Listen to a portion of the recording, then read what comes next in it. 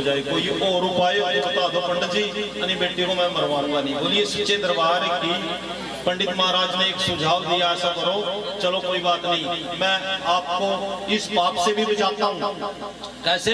एक लकड़ी का चंदन का संदूक बनवाइए, हीरे सोना चांदी जेवरात उस पे जड़वा दीजिए और इस 5 दिन की कन्या को उस संदूक के अंदर लेटा करके और चलती हुई गंगा में प्रवाहित कर दीजिए। बोलिए सच्चे दरबार की। कोई संदूक को देखेगा, हीरे सोना चांदी जड़ा हुआ संदूक को देखेगा और लालच में इस संदूक को निकाल लेगा और इस बेटी को भी पाल लेगा, तेरा भी पीछा छुड़ेगा, पाप भी नहीं होगा। बोलिए सच्चे दरबार की। सच्चे दरबार की। आओ तो राजा साहब ने नौकरों को आदेश दिया, लकड़ी का संदूक, चंदन का संदूक, हीरे सोना चांदी जेवरात उस पर जड़वा दीजिए।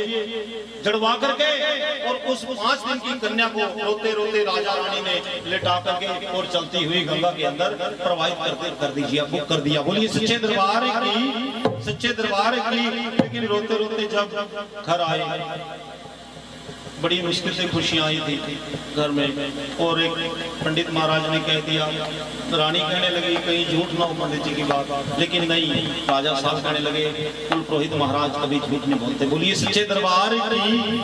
पूरी रात संदूक उस गंगा के अंदर बहता गया, लेकिन सुबह का समय, प्रभात का समय हुआ, संदूक कहाँ पहुंच गया? काशीपुरी नगरी। बोलिए सच्चे दरबार की। सच्चे दरबार की। जब काशी संदूक पहुंच गया तो सुबह का समय, प्रभात का समय, कुछ पंडित पुरोहित महाराज, कुछ लोग उस गंगा के तट पर स्नान करने के लिए आते थे। एक पंडित की नजर उस चलते हुए संदूक पर पड़ गई। पंडित महाराज ने देखा, अरे कोई चमकती हुई चीज जा रही है, झट से गंगा में छलांग लगा करके पकड़ने लगा। लेकिन जब उस संदूक की तरफ गया, संदूक की तरफ एक कदम उसने बढ़ाया, संदूक 5 कदम उससे गहरे पानी में चला गया। बोलिए सच्चे दरबार की। लेकिन पंडित जी के हाथ नहीं लगा, हार थक करके पंडित गंगा के किनारे बैठ गया। लेकिन उधर एक मजदूर, हमारे जैसे मजदूर, कोई भी मजदूरी के लिए, अपने परिवार के पेट पालना के लिए, मजदूरी के लिए उस गंगा तट पर आ गए। और वो पंडित महाराज कहने लगे कि भाई मजदूर। बोलिए पंडित महाराज, कोई दिहाड़ी मजदूरी करेगा? बिल्कुल करेंगे। बोलिए महाराज। अरे ये मेरा संदूक इस गंगा के अंदर गिर गया है, इसको निकाल दे, आज की दिहाड़ी तेरे को मैं दे दूंगा। बोलिए सच्चे दरबार की। उस भील ने, उस मजदूर ने देखा, अरे पंडित महाराज के घर से सवेरे सवेरे संदूक लेकर के आए थे, नहाने के लिए आए थे कि संदूक लेकर के आए थे? ये संदूक आपका नहीं है, ये तो गंगा से बहता हुआ आया है। ऐसा है, मैं ऐसे नहीं निकाल लूंगा इसका, आपने देख लिया कोई बात नहीं, लेकिन मैं निकाल दूंगा, दोनों आधा आधा हिस्सा करेंगे। बोलिए सच्चे दरबार की। पंडित महाराज ने सोचा चलो कोई बात नहीं, आधा आधा कर लेंगे, बहुत को कौन सा लेगा। पंडित महाराज ने बाहर का तो सारा सामान देख ही रखा था, अंदर पंडित महाराज ने सोचा कहीं खाली भी होगा, भरा भी होगा। पंडित महाराज कहने लगे कि चल आधा हिस्सा तेरा है भाई, ऐसा कर दूं, बाहर का सामान तो जो है मेरा और अंदर का जो सामान है वो तेरा। बोलिए सच्चे दरबार की। सच्चे दरबार की। झट से उस भील ने उस गंगा के अंदर छलांग लगाई और संदूक अपने आप उस भील की तरफ आकर के 2 मिनट के अंदर अंदर भील ने उस संदूक को उस मजदूर ने गंगा के किनारे रख दिया। पंडित जी महाराज के सामने कहने लगे कि पंडित महाराज, शर्त के मुताबिक, वादे के मुताबिक जो आपने वादा किया, शर्त रखी थी, सारा सामान इससे उतारो और अपनी पोटली बांधो, आप जाइए, बाकी काम मैं देख लूंगा इसके अंदर जो भी है। बोलिए सच्चे दरबार की। सच्चे दरबार की। देखिए पंडित ने जितना भी सोना चांदी जेवरात हीरे मोती जड़े हुए थे एक गठड़ी में बांध लिए, उतार गए। और पंडित महाराज 2-4 कदम थोड़ी दूर चले। पंडित महाराज ने देखा वजन बहुत है और इसके अंदर पता नहीं कितना माल होगा। फिर मन में लालच आ गया पंडित महाराज, फिर वापिस आए, कहने लगे, मन में लालच तो दूसरी थी कि अंदर से भी जो निकलेगा इसके वो भी कुछ न कुछ बंटवा कर रोला राड़ा पाके ले ही जाएंगे। बोलिए सच्चे दरबार की। मजदूरी तो है, एक मजदूर के सामने क्या मैं डरूंगा थोड़ी। बोलिए सच्चे दरबार की। पंडित महाराज लालच के मारे दोबारा आए, कहने लगे भाई भील है, भाई मजदूर, कम से कम इसको खोल के देख ले कहीं ये खाली ना हो। कहने लगे महाराज चाहे खाली है चाहे भरा हुआ है, मेरा है, अब तेरा काम तूने कर दिया, आप जाइए। कहने लगे फिर भी खोल के देख ले। बोलिए सच्चे दरबार की। जब उस भील ने उस संदूक को खोल के देखा, उसके अंदर से क्या निकला? वो सुंदर सी कन्या, वह 5 दिन की कन्या, पांव का मुट्ठा, मुख में चूसती हुई, हंसती हुई, और झट से उस भील ने उस कन्या को उठाया और अपनी गोदी में ले लिया, अपनी छाती से लगा के। उस भील पे भी दुर्भाग्यपूर्ण कोई संतान नहीं थी, वह भी भगवती माँ से कोई संतान बेटा बेटी मांगते थे, उसको संतान मिल गई। बोलिए सच्चे दरबार की। लेकिन भील उस बेटी को लेकर के चला, लेकिन वह पंडित महाराज खड़े रह गए। देखिए मजदूरी का काम करता है और बेटी को लेकर के कितना खुश हो गया। आवाज लगाई कि भाई मजदूर बात सुन। तो बोलिए पंडित महाराज आप क्या बात है। कहने लगा क्या काम करता है, तो मजदूरी का काम करता है, बड़ी मुश्किल से तुम गुजारा कर रहे हो रोटी का, एक समय की रोटी आपको मिल जाएगी, टाइम की अगले की चिंता हो जाती है। ऐसा कर, कल यह बेटी बड़ी होगी, पढ़ाएगा लिखाएगा, कैसे इसकी शादी करेगा। साक्षात मां सरस्वती का वास हो गया उस पंडित महाराज के कंठ पर और क्या बुलवा दिया कि जा तू उस बेटी के साथ साथ ये सामान भी सारा तू ही लेके जा, हीरे सोना चांदी जेवरात। बोलिए सच्चे दरबार की, सच्चे दरबार की। जब पंडित महाराज ने वह हीरे सोना चांदी जेवरात की गठड़ी सारी उस भील को दे दी, लेकिन वह भील हाथ जोड़ के बैठ गया। इतना एहसान तो आपने कर ही दिया पंडित महाराज, लेकिन जाते जाते इस बेटी का कोई नाम भी रखते जाइए। कहने लगे पंडित महाराज भाई क्या नाम मैं इसका रखूं। गंगा के पानी के अंदर बहता हुआ संदूक, कभी रुक जाता, कभी चलता, कभी रुकता, कभी चलता, जहाँ इसका नाम मैं रुको ही रख देता हूँ। बोलिए सच्चे दरबार की। वह पंडित महाराज उस बेटी का नाम रुको रख करके अपने घर की तरफ, और वह भील वह हीरे सोना चांदी जेवरात की गठड़ी लेकर के उस बेटी को अपनी गुद्दी उठा करके अपनी झोपड़ी की तरफ, अपने घर की तरफ चला और भगवान मां भगवती का शुक्रिया अदा। आज किस्मत खुल गई, आज किस्मत खुल गई, दया हुई भगवान की, सोना चांदी भी मिला, मिल गई संतान भी, सोना चांदी भी मिला, कृपा हुई भगवान की। आज किस्मत खुल गई, आज किस्मत खुल गई, दया हुई भगवान की, सोना चांदी भी मिला, मिल गई संतान में। देखिए बेटी को लेकर के खुश होकर के अपने घर की तरफ आया और सामने खड़ी उसकी भार्या, उसकी पत्नी देख रही, आज मेरे स्वामी कितने खुश हो रहे हैं, मेरे पति देव कितने खुश हो रहे हैं। और एक बच्चे को भी साथ दौड़ती हुई जाकर के देखा, रे पति देव है किसका बच्चा है, आप किसके बच्चे को, ये साक्षात मां भगवती ने हमें दी है बेटी, और देखिए क्या कितना हीरे सोना चांदी जेवरात साथ लेकर के आई है। बोलिए सच्चे दरबार की। क्योंकि उस मजदूर की किस्मत खुल गई, झोपड़ी से महल बन गए बेटी को। देखिए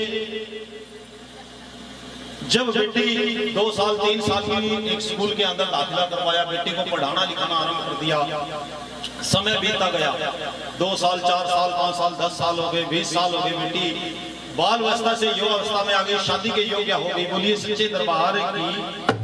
जब बेटी शादी के योग्य हो जाती है, माता पिता को बहुत चिंता रहती है नहीं बहन जी, हर समय, खासकर पिता को तो पता नहीं होगा कि नहीं, लेकिन माँ को बहुत चिंता हुआ बेटी में, हर समय बेटी के साथ रहती है और बड़ी चिंता रहती है। बेटी जब शादी के योग्य हो जाते हैं, हर समय उस भील की पत्नी, मजदूर की पत्नी अपने पति से कहती, देखिए हमारी बेटी बहुत पढ़ लिख ली है, अब इसके योग्य कोई वर देखिए, हमें इसके हाथ पीले करने हैं, इसकी शादी करनी है। लेकिन भील ने सोचा, क्योंकि बाप की नजर में बेटी चाहे 20 साल 25 साल की भी हो जाए, फिर भी ये सोचता है मेरी बेटी अभी छोटी है, बहुत प्यार होता है बाप को बेटी से। बोली सच्चे दरबार की, सच्चे दरबार की।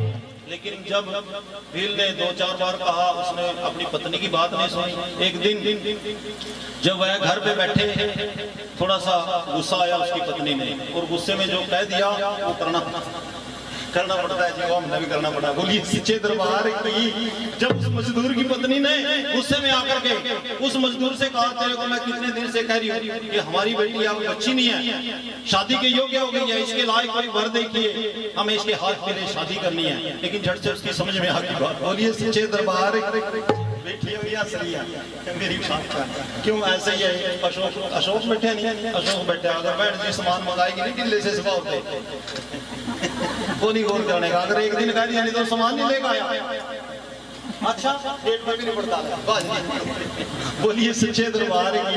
कई बार ऐसा हो जाए देखिए सोना पड़ेगा रंग भी डांट क्यों जसबीर जी सुननी पड़ा नहीं। आओ भील की समझ में आ गया, लेकिन भील ने अपनी पत्नी से कहा कि कल सुबह मैं माँ वैष्णो के चरणों में जोत जगा करके जय माता दी है वर्ण करके जाऊंगा, और जिस घर में, जिस शहर के अंदर, जिस गांव के अंदर, जिस घर के सामने मेरे कदम रुक गए और जय माता दी शब्द मेरे मुख से रुक गया, मैं उसी घर के अंदर अपनी बेटी का रिश्ता पक्का कर दूंगा। बोलिए सच्चे दरबार की, सच्चे दरबार की।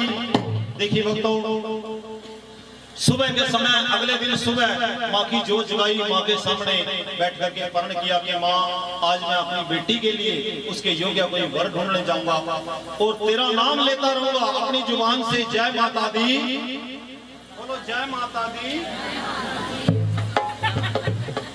कोई बात नहीं, बोलो जय माता दी। जरा प्रेम से बोलो, जरा सारे बोलो, आवाज नहीं आई। जरा जोर से बोलो, आवाज नहीं आई।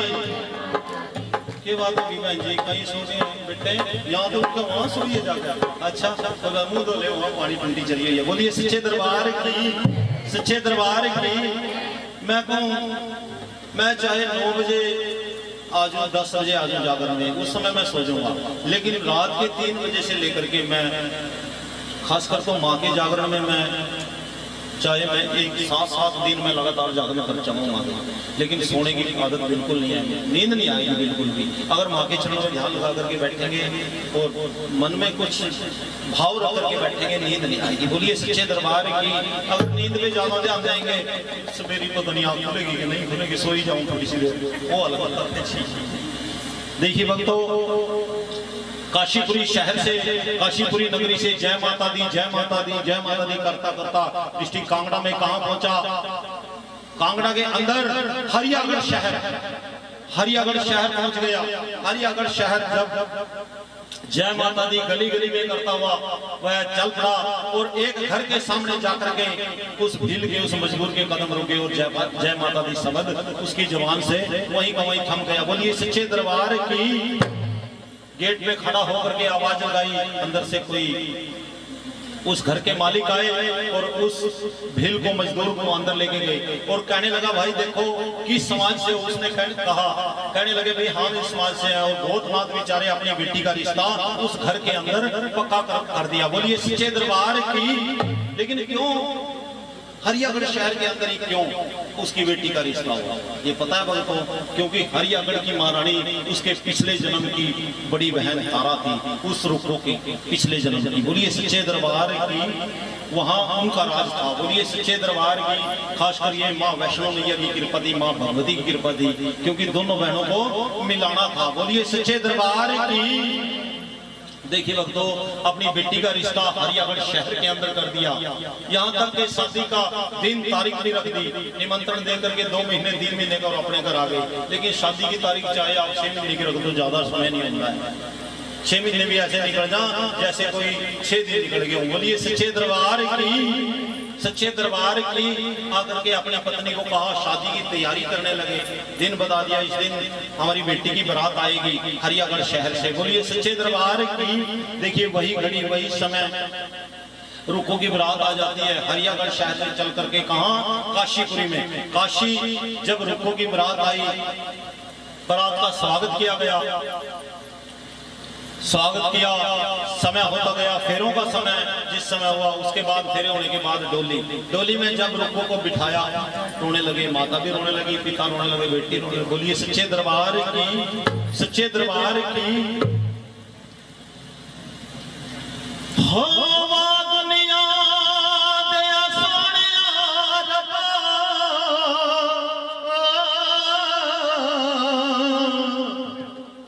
की तू खेल बनाई,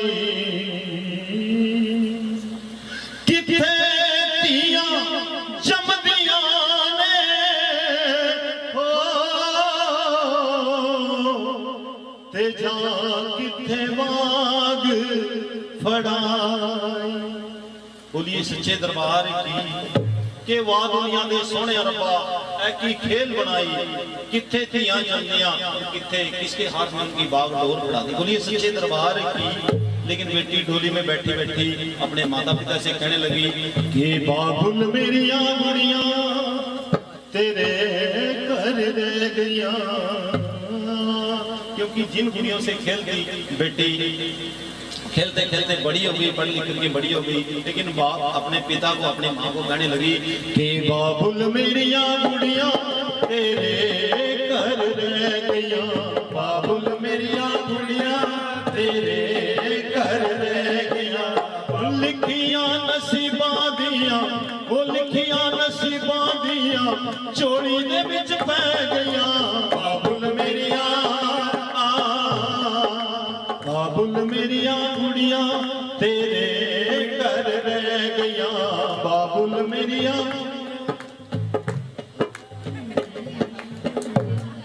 हो जुग जुग जीवन साला मेरे सोने वीर प्यारे जुग जुग जीवन साला मेरे सोने वीर प्यारे तत्ती माना लगे मेरी माँ दे राज दुलारे तत्ती माना लगे मेरी माँ दे राज दुलारे ओ मामे मसियां बुआ छड़ के मामे मसियां बुआ छड़ के डोली दे विच बह गईया बाबुल मेरिया गुड़िया तेरे घर रह गईया बाबुल मेरिया गुड़िया तेरे घर रह गईया। बोलिए सच्चे दरबार की सच्चे दरबार की। देखिए भक्तों कई बार ऐसे कि बाबुल मेरी गुड़िया गुड़िया नहीं गुड़िया जिनके साथ खेलते थे कई बार ऐसा भी हो जाए। एक बार जसवीर जी मैं 2 साल पहले 15 अगस्त का प्रोग्राम के लिए यूनिवर्सिटी कुरुक्षेत्र बुलाया। एक हमारे लाला जी श्री सुमित गर्ग जी कुरुक्षेत्र से जो भगवान श्री राम का श्री शारदा रामलीला में देखिए हर साल वह पाठ करते हैं। उन्होंने मेरे को बुलाया क्योंकि वो रामलीला में मेरे को देख सकते गाना, तो उन्होंने मेरे को यूनिवर्सिटी कुरुक्षेत्र बुलाया। किसके लिए बुलाया कि एक माता पिता के गाने के लिए एक पंजाबी गाना श्री हरभजन मान जी का जो मैंने माँ बाप के लिए सबसे पहले कुरुक्षेत्र यूनिवर्सिटी गाया। बोलिए सच्चे दरबार की सच्चे दरबार की। माँ वर्गा गण छावा बूटा हो मैनू कितने नजर न आवे लेके जिसको छादारी रब नू सरग बना। जब मैं कुरुक्षेत्र में गया लेकिन मैं माँ भगवती का नाम लेकर के स्टेज पे चढ़ गया, लेकिन इतने बच्चे वहां इकट्ठे थे पढ़ने वाले कि मैं क्या गाऊंगा भाई। डर में मेरी टांगे कांपने लगी, मैं को माइक किस तरह कर इतनी बड़ी स्टेज में मैं माँ भगवती ने खड़ा कर दिया, लेकिन गाऊंगा क्या स्पेशल कोई बात नहीं। मैं इसी पंजाबी माता पिता के गाने के लिए मेरे को बुलाया, मैंने 2 लाइनें वहां गाई, लेकिन बहुत बच्चों ने मेरा मान सम्मान नहीं किया, लेकिन पैसे भी इस तरह उड़ाने लगे। लेकिन मैंने कहा भाई आज के लिए मैं पैसों के लिए नहीं आया, आज मैं अपने माँ बाप का एहसान आपके सामने मैंने बोल दिया। आप लोग भी अपने माता पिता का एहसान, जितने भी बच्चे बैठे हैं, चाहे आप मंदिर में जहाँ मर्जी घूम ले, मस्जिद में जाओ, गुरुद्वारे में, मंदिरों में जहाँ मर्जी चले जाए, जो माँ बाप की कदर नहीं करते बच्चे उनके लिए कहीं जगह नहीं है। किसी भी मंदिर में, किसी गुरुद्वारे में, किसी भी सत्संग में बैठने के वो हकदार नहीं होते जो माँ बाप की कदर नहीं करते हैं। आओ भगवान तभी खुश होते हैं जिनके माँ बाप खुश होते हैं। वैसे जसवीर जी भी एक हरियाणवी बहुत अच्छा गाते हैं, लेकिन गाऊंगा लास्ट दम जाते माँ बाप की। बोलिए सच्चे दरबार की सच्चे दरबार की। आओ भक्तों कथा में कहा था बेटे में भगवान मैं भी भूल गया। डोली में बैठ गई बेटी, आओ डोली को रुखसत विदाई कर दी। डोली कहाँ चली गई, कहाँ गई?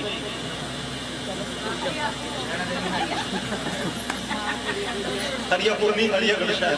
बोलिए सच्चे दरबार की। लेकिन नाम याद ना बची गई, कोई बात नहीं, फिर भी प्रसाद दे ही दे दे यार भाई साहब, दो प्रसाद बेटियों को, कोई बात नहीं, बैठ हैं। हाँ उधर से दे दो, अकेले का प्रसाद दे दो, कोई बात नहीं, और जोत का भी ध्यान रखो डालो। बोलिए सच्चे दरबार की।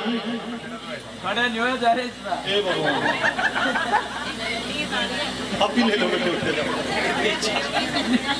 अपने आप। बोलिए सच्चे दरबार की।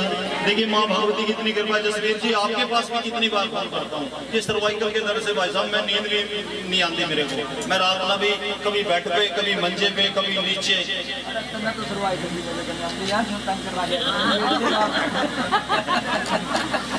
अच्छा अभी जल्दी है, जल्दी करें। देखिए मैं अपना फर्ज पूरा करूं। बस हो लिए वो अब नींद नहीं आएगी, मेरा माँ के सामने मैं ये गुजारिश प्रार्थना है बच्चों से भी वक्तों से, अब नींद नहीं आएगी क्योंकि बोलिए नींद का भी। बोलिए सच्चे दरबार की, सच्चे दरबार की। ये तो अपने यहीं से आकर बैठे हैं, ये बहनी यूपी से आई बैठी है, देखिए इसमें तो नींद नहीं आई है, कुछ ज्यादा पेमेंट ले लिया था। बोलिए सच्चे दरबार की, सच्चे दरबार की। आओ भक्तों, डोली चली गई हरियागढ़ शहर के अंदर, लेकिन कुछ दिन रहते हुए हो गए रुक्को को, रुक्को की सास। देखिए रुक्को की सास एक बुजुर्ग थी, एक बुढ़िया थी, और वह काम करने के लिए तारा रानी के महल में जाती थी। एक दिन माँ भगवती ने सोचा कि ऐसे तो दोनों बहनों का मिलन नहीं होगा, तो एक दिन उस बुढ़िया को बीमार कर दिया माँ वैष्णो मैया। बोलिए सच्चे दरबार की। जब उस बुढ़िया को बीमार होते हुए 4-5 दिन हो गए, उसने अपने बहू को आवाज लगाई कि बेटे रुको, कि बोलिए माता जी देखिए हम तारा रानी के महल में साफ सफाई का काम करते हैं और वहां से हमारा घर चलो रोजी रोटी चली हुई है, और मुझे आज 5 दिन हो गए हैं वहां महल के अंदर जाए, महल के अंदर जाए काम करे, मुझे आज 5 दिन हो गए हैं। वहां नौकर कोई और रख लेगी, हमारी नौकरी चली जाएगी, हमारे घर में चूल्हा वहीं से चलता है। बोलिए सच्चे दरबार की। रुको कहने लगी कि माता मेरे लिए क्या आदेश है, कि बेटे तू जब तक मैं ठीक होंगी तब तक तू तारा रानी के महल में जाकर के साफ सफाई का काम करिए। बोलिए सच्चे दरबार की। देखिए भक्तों, अपनी सास का, अपनी माता का आदेश मानते हुए जब रुको तारा रानी के महल में काम करने के लिए गई, लेकिन तारा रानी बैठी महलों के अंदर माँ वैष्णो मैया के दरबार के सामने जोत जगा करके तारा रानी की नजर अपने पिछले जन्म की छोटी बहन के मुख पर पड़ गई।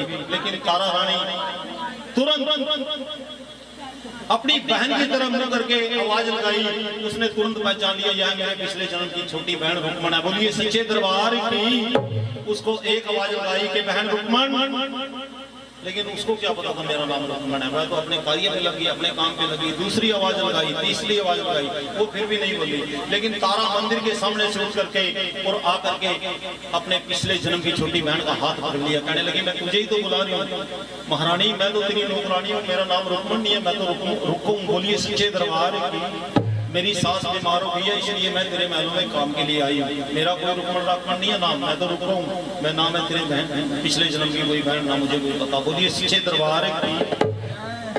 तारा रानी कहने लगी काम करने के लिए मेरे महलों के अंदर कोई नौकरों की कमी नहीं है, आओ मैं तुम्हें पिछले जन्म की बात बताती हूँ। देखिए तुम मेरे पिछले जन्म की छोटी बहन रुक्मण है। कुछ देर बैठ करके उसको समझाया, चलो ठीक है, कुछ समझ में आई, चलो माँ भगवती की कृपा हुई, चलो तू कहती है तो मैं तेरे पिछले जन्म की छोटी बहन हूँ, मुझे कुछ काम तो करना। नहीं, तुझे कुछ काम नहीं करना है, काम करना है तो जहाँ से हमने छोड़ा था वही काम करना है। माँ भगवती के मंदिर की साफ सफाई, माँ भगवती की नौकरी, माँ भगवती की चाक। बोलिए सच्चे दरबार की।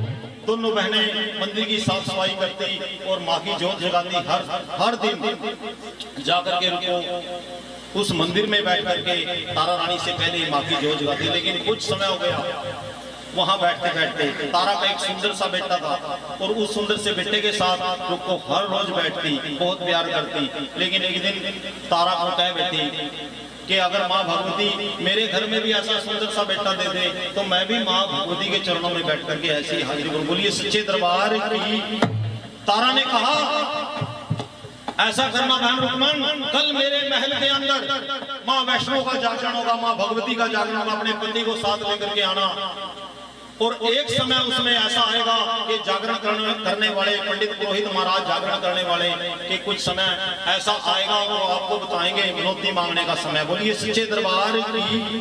देखिए भक्तों, वही घड़ी वही समय अगला दिन माँ भगवती का जागरण तारा रानी के महल में हो गया, और इधर से रुको अपने पति को लेकर के साथ तारा रानी के महल में आई। और जब पंडित महाराज पुरोहित महाराज कहने लगे कि जिसने भी मनौती मांगनी है, कोई भी रुपया पैसा 5 रुपए 2 रुपए 10 रुपए जो भी अपने हाथ में मुट्ठी में बंद रखे, लेकिन किसी को बताना नहीं है क्या मांगना। 3 बार जोत पे वारो और माँ के चरणों में अर्पण कर दो, जो भी उनकी मनोकामना होगी मैं कुछ साल 2 साल के अंदर माँ भगवती पूर्ण करेगी, अगर किसी का मन साफ है, सच्चा है, भाव है। बोलिए सच्चे दरबार की। ऐसा हमने यूनिवर्सिटी कुरुक्षेत्र गेट के ऊपर श्री वर्मा जी के घर हमने यही कथा के अंदर मैंने उनको बोला था, लेकिन उनके बेटे की शादी को 10 साल हो गए थे, 10 साल की बेटी थी, लेकिन माँ भगवती की ऐसी कृपा आंधे हुए 1 साल के अंदर उनके घर में बैठा हुआ, लेकिन उनकी नीयत साफ थी। उन्होंने मुझे भी संदेश दिया, उस पार्टी में बुलाया। बोलिए सच्चे दरबार की। देखिए भक्तों, माँ भगवती की ऐसी कृपा, रुक्मण ने, रुक्को ने अपने पति को साथ लेकर के और जोत पे वार के रुपया पैसा टका और बेटे की मनौती मांग ली। कह दिया कि माँ अगर मेरे घर में भी बेटा हो जाए तो मैं भी तेरे नाम का जागरण अपने घर में करवाऊंगी। बोलिए सच्चे दरबार की, सच्चे दरबार की। और इतना कह करके प्रसाद लेकर के रुक्मण अपने घर की तरफ। बोलिए सच्चे दरबार की। बोलो तो सुबह का समय हो गया। बोलिए सच्चे दरबार की। देखिए भक्तों, कुछ समय बीता, 1-2 साल के अंदर रुक्मण के घर में, रुक्को के घर में भी एक सुंदर से बेटे का जन्म हो गया। सुंदर से बेटे का जन्म हुआ।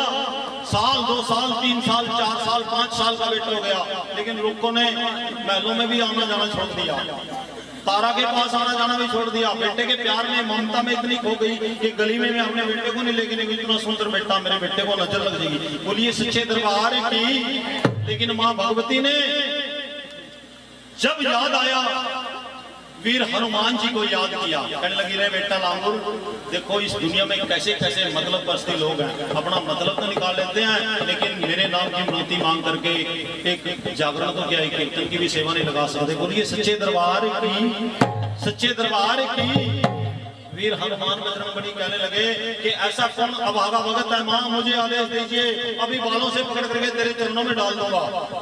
माँ वैष्णो कहने लगी, नहीं नहीं बेटे, ऐसा कुछ नहीं करने। जाओ हरियागढ़ शहर के अंदर, रुको अपने बेटे को लेकर के पलंग पे लेटी हुई है, उन्हें कुछ नहीं करना, जाकर के उसके बेटे को खाली पलंग से नीचे गिरा दे, बाकी कार्य यहीं बैठे बैठे देखता रहे। बोलिए सच्चे दरबार की। देखिए वीर लांगुर जम्मू कटरा मंदिरों से चलकर, पहाड़ों से चल करके रुक्को के घर आए और बेटे को पलंग से नीचे गिरा दिया और जाकर के मंदिरों में बैठ गई। अब यहाँ बैठ करके सारा खेल तुझे दिखाती हूँ मैं। बोलिए सच्चे दरबार की।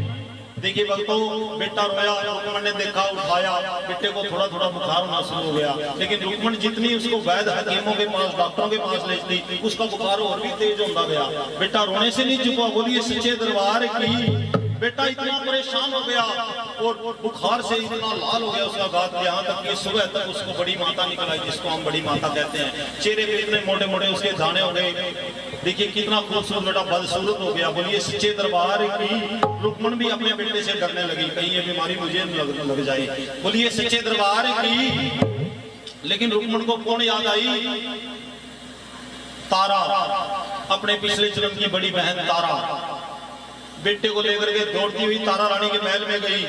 तारा रानी ने देख लिया, आ गई तो मतलब निकाल के, लेकिन तारा रानी साक्षात माँ वैष्णो मैया, माँ भगवती का अवतार थी। आंखें क्रोध से लाल हो गई। जब बेटे को लेकर के तारा के पास गई, झट से रुक्मण के बाल पकड़ लिए तारा ने उसी मंदिर के सामने जहाँ जागरण था। बोल तूने यहाँ जागरण में क्या मांगा था? लेकिन तारा कहने लगी कि मुझसे भूल होगी, मैं माँ का जागरण मुझे करवाना है, लेकिन पहले मेरे बेटे को स्वस्थ। देखिए तारा ने क्या किया, मंदिर में जो कलश रखा था उसमें फूल से उठा करके पानी का छींटा उस बेटे पर मार दिया और झट से बेटा स्वस्थ हो गया। बोलिए सच्चे दरबार की, सच्चे दरबार की। रुक्मण कहने लगी, देखिए बहन, जागरण तो मैंने देखिए माँ का जरूर सुख लिया था, कबूल लिया था, लेकिन मुझे पता तुम ये जागरण कैसे करवाएंगे। तारा ने उसको एक डल बना करके दिया। डल कहाँ रखी है जी आपकी? डल यहाँ ले लो, कोई बात नहीं, यही रखो। देखिए जो डल जैसे जसवीर को इन्होंने जागरण की दी थी, वैसे ही डल एक तारा ने बना करके रुक्मण के हाथ में दे दी। कहने लगी, जाओ मंदिर में जाते जाते रास्ते में जागरण करने वाले बैठे हैं, पंडित पुरोहित महाराज बैठे हैं, जाओ उनको उनके दे दो और जाके उनके हाथ में देकर के ये गाना, कल मेरे घर में आपने जागरण करना है। बोलिए सच्चे दरबार की। जब रास्ते में पंडित मंदिर में बैठे, रुक्मण ने जाकर के वह डल उस पंडित महाराज के हाथ में दी। कहने लगी कि पंडित महाराज कल आपने हमारे घर में जागरण करना है। पंडित महाराज कहने लगे, अरे बेटी मैं तेरा नाम नहीं जानता, देखिए क्या तुम्हारा नाम है, कौन सी गली में तुम्हारा मकान है, मैं कहाँ जागरण करूंगा। रुक्मण ने कहा कि पंडित महाराज रुको, मेरा नाम है भीलों की बस्ती में चौथी गली में मेरा मकान है। जब भीलों का नाम सुना पंडित महाराज, बेटी ऐसा करता हूँ, चुप हो जा और यही ले जा कुछ पैसे, इसी मंदिर में तेरे नाम का हम जागरण कर देंगे। माँ के सामने रिक्वेस्ट प्रार्थना कर देंगे। अगर हम तेरे घर में जागने में गए, इस राज्य से हम निकाल दिए जाएंगे, इस मंदिर से निकाल दिए जाएंगे। बोलिए सच्चे दरबार की। पंडित महाराज ने डलने लिए वापस महलों में आई तारा रानी के पास, लेकिन तारा रानी को सारी बात बता दी रुक्मण ने। लेकिन तारा कहने लगी जा ये डल मुझे दे और पंडित महाराज को बोल दे कि कल डल लेकर के तारा मेरे घर में जागरण में आएगी और पंडित महाराज आपको भी आदेश है, आपने आना पड़ेगा गुणगान के लिए। बोलिए सच्चे दरबार की। जब रुक्मण ने पंडितों को यह बात सुनाई, लेकिन पंडित महाराज तैयार हो गए। अरे जब इस राज्य की महारानी आपके घर में आएगी तो हमारे को क्या एतराज है, हम तो उससे भी पहले पहुंचेंगे। बोलिए सच्चे दरबार की। देखिए भक्तों, जागरण की तैयारियां हो गई। पंडित महाराज, पुरोहित महाराज गुणगान करने वाले, जैसे आज श्री जसवीर जी बैठे, श्री राम निवास जी ने जागरण किया, वैसे ही जागरण करने वालों ने रूपों के घर में जागरण शुरू कर दिया। लेकिन जब सुबह की समय हुई, सुबह का बेल कहाँ रखा जी डल, लेकिन पंडित महाराज डल की इंतजार करने लगे कि तारा डल लेकर के आएगी और जागरण में वह डल चढ़ाई जाएगी। बोलिए सच्चे दरबार की। लेकिन इधर राजा ने भी तारा रानी पर शक हो गया कि यह भीलों की बस्ती में जागरण में जाएगी। राजा के नौकर ने राजा को बता दिया, क्योंकि राजा के नौकर को यह पता चल चुका था। बोलिए सच्चे दरबार की। देखिए राजा अपनी रानी तारा का पहरा देने लगा कि मेरे बगैर पूछे तू भीलों की बस्ती में जागरण में जाएगी, हमारा मान सम्मान खत्म हो जाएगा। बोलिए सच्चे दरबार की। क्योंकि राजा